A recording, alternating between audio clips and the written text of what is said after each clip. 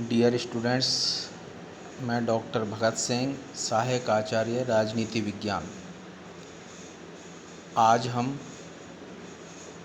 BA द्वितीय वर्ष प्रश्न पत्र द्वितीय भारतीय राजनीतिक व्यवस्था के अंतर्गत भारतीय संविधान का अध्ययन करने से पूर्व भारत के संविधान और उसके संवैधानिक विकास का अध्ययन करेंगे, क्योंकि जब तक हम संविधान के अर्थ और परिभाषा को सही ढंग से नहीं समझ सकते और भारत के कॉन्स्टिट्यूशनल डेवलपमेंट जो संवैधानिक विकास है, किस ढंग से आज़ादी से पूर्व भारत में संवैधानिक विकास की दिशा में ब्रिटिश शासन द्वारा विभिन्न प्रावधान किए गए थे, उनको नहीं समझ सकते तब तक हम भारतीय संविधान को बेहतर ढंग से नहीं समझ सकेंगे।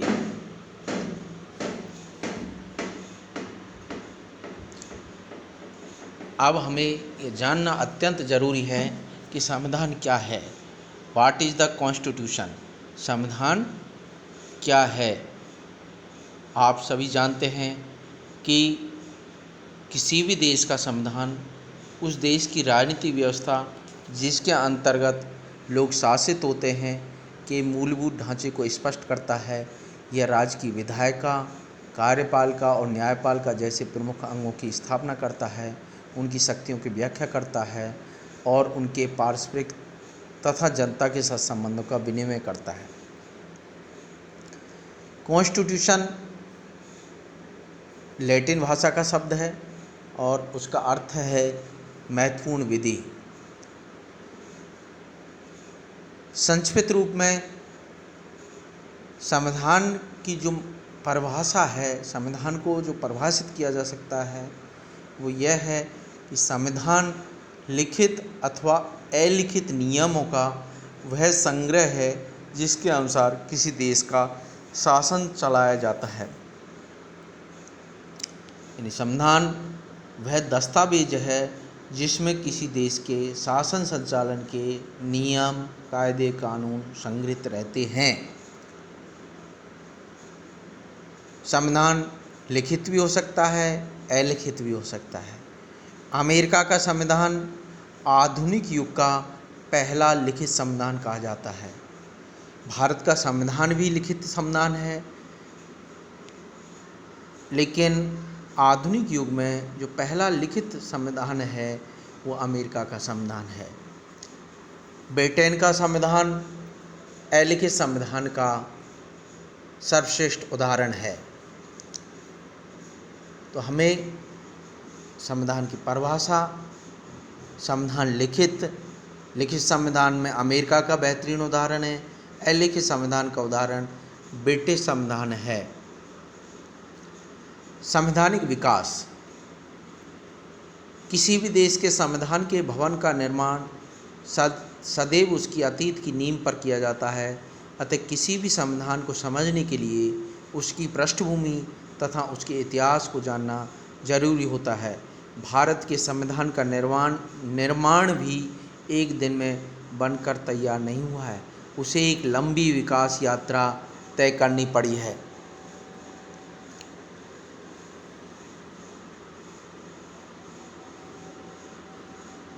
ईस्ट इंडिया कंपनी का भारत आगमन 31 दिसंबर 1600 ईस्वी में भारत आई थी और उसका मेन उद्देश्य था व्यापार करना।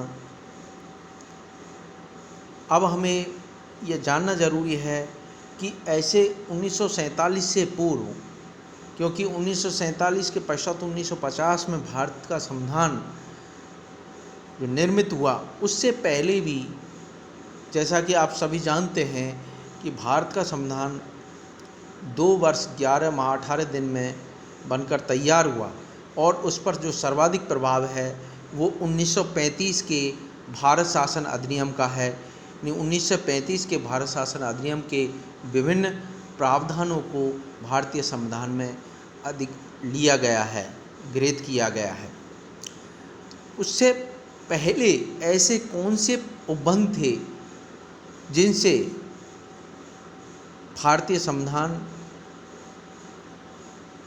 में कुछ प्रावधान को गृहीत किया गया, या उससे पहले ऐसे कौन से कॉन्स्टिट्यूशनल डेवलपमेंट थे, उन्हें जानना बहुत ज़रूरी है। अब भारतीय संविधान के संवैधानिक विकास को दो भागों में विभक्त किया जा सकता है। एक कंपनी का शासन यानी ईस्ट इंडिया कंपनी के शासन के अंतर्गत कौन कौन से अधिनियम या एक्ट पारित किए गए ब्रिटिश संसद द्वारा, और क्राउन के नेतृत्व में यानी क्राउन के शासन नेतृत्व में या ताज का जो शासनकाल है उसमें ब्रिटिश संसद द्वारा भारत के लिए कौन कौन से भारतीय शासन अधिनियम या विभिन्न जो सुधार अधिनियम हैं वो किए गए। कंपनी का शासन 1773 से लेकर के 1857 तक का जो शासनकाल है वो ईस्ट इंडिया कंपनी का शासनकाल है। संवैधानिक विकास की दृष्टि से सर्वप्रथम 1773 का रेगुलेटिंग एक्ट पारित हुआ। इन विभिन्न एक्टों में, अधिनियमों में विभिन्न उपबंध किए गए। ये उपबंधों के ज़्यादा डिटेल में हमें नहीं जाना है, क्योंकि हमारे जो पाठ्यक्रम में है हमें सामान्यतः संक्षिप्त रूप से ही इसका अध्ययन करना जरूरी है। 1784 का ब्रिटिश इंडिया एक्ट, कभी कंपटीशन की दृष्टि से भी प्रतियोगी परीक्षाओं में इनका मिलान किया जा सकता है कि रेगुलेटिंग एक्ट कब पारित हुआ, उसके आगे 1784 रख दिया। 1784 का जो ब्रिटिश इंडिया एक्ट है उसके सामने, तो मिलान के कई बार क्वेश्चन इसमें से पूछे गए हैं। ये भी पूछा जा सकता है ब्रिटिश इंडिया एक्ट कब पारित किया गया या ब्रिटिश इंडिया एक्ट कब आया, 1784, 1785, 1783, 1782, इस तरीके से कई बार परीक्षाओं में प्रश्न पूछे गए हैं। तो हमें ये ध्यान रखना चाहिए कि regulating act 1773, British India act 1784। कुछ चार्टर अधिनियम थे, जिसमें 3 चार्टर अधिनियम थे। 1813 का चार्टर अधिनियम, 1833 का चार्टर अधिनियम और 1853 का चार्टर अधिनियम। 20-20 वर्ष के पश्चात चार्टर अधिनियम पारित किए गए। ताज के शासन के अंतर्गत, क्योंकि 1857 के पश्चात भारत में 1858 का भारत शासन अधिनियम द्वारा ईस्ट इंडिया कंपनी के शासन को समाप्त कर दिया गया और उसके स्थान पर ब्रिटिश ताज का यानी पूरा जो भारतीय शासन है वो क्राउन के नियंत्रण में आ गया। तो ताज के शासन के अंतर्गत 1858 से लेकर के 1947 तक कौन कौन से शासन अधिनियम पारित किए गए। नंबर 1, 1858 का भारत शासन अधिनियम, गवर्नमेंट ऑफ इंडिया एक्ट 1858। इसे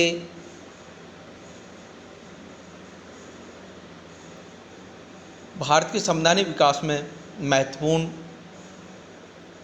पड़ाव की दृष्टि से यह महत्वपूर्ण माना जाता है, क्योंकि इसके अंतर्गत ईस्ट इंडिया कंपनी के शासन को समाप्त किया गया था।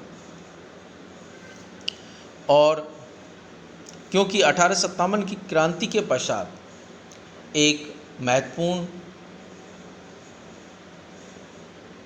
बदलाव करना जरूरी था, क्योंकि ईस्ट इंडिया कंपनी के शासन से जनता में आक्रोश था।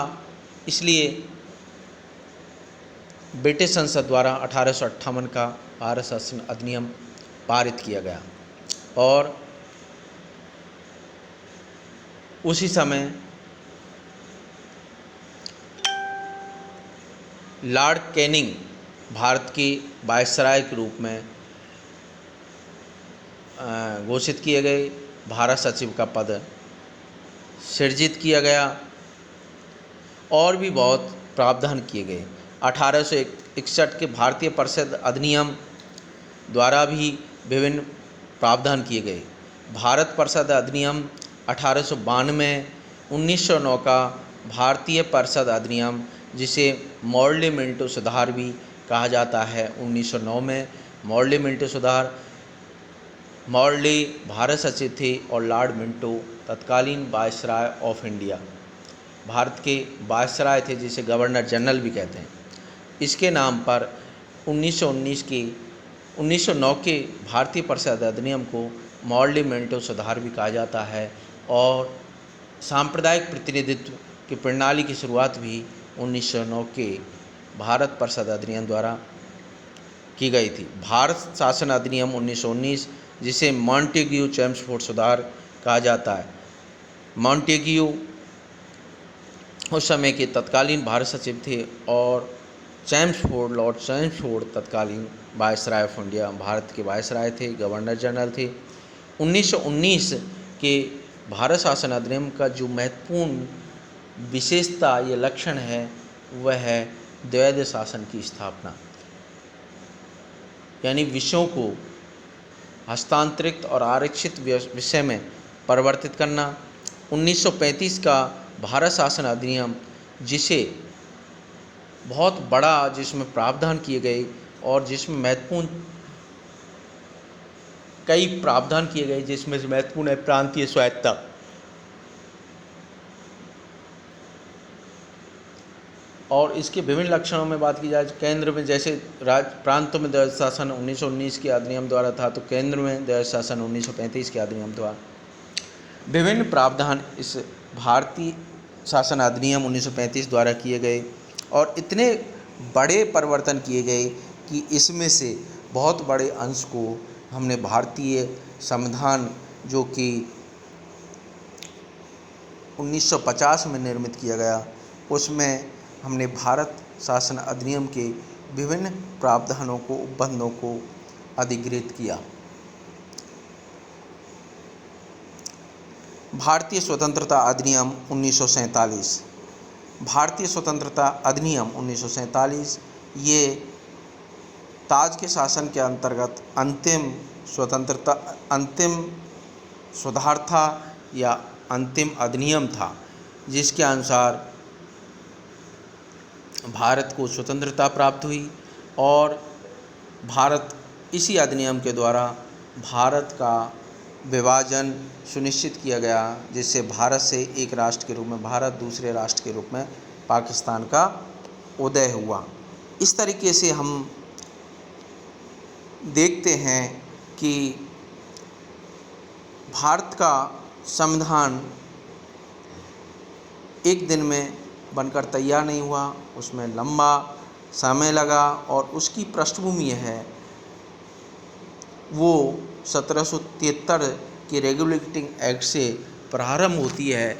और ये भारतीय संविधान के निर्माण में ये अत्यंत सहायक हुए।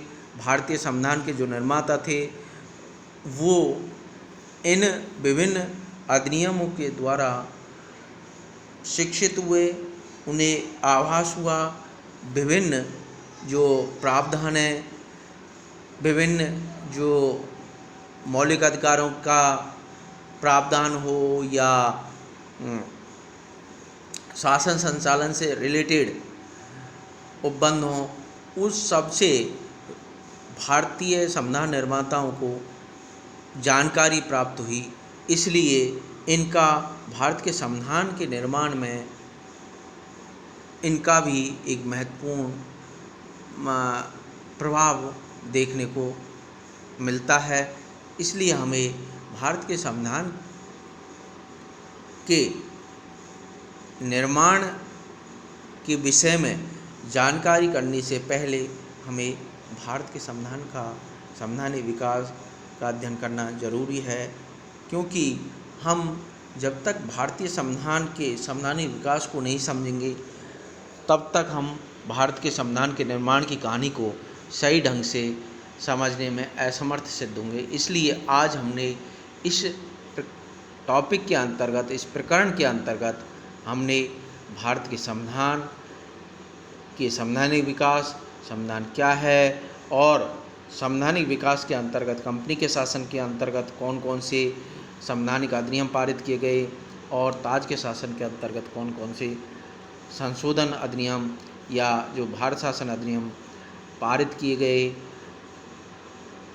उसके विषय में आज हमने अध्ययन किया। आप सभी को बहुत बहुत धन्यवाद। आप इसका गहनता से अध्ययन करें। Thank you so much.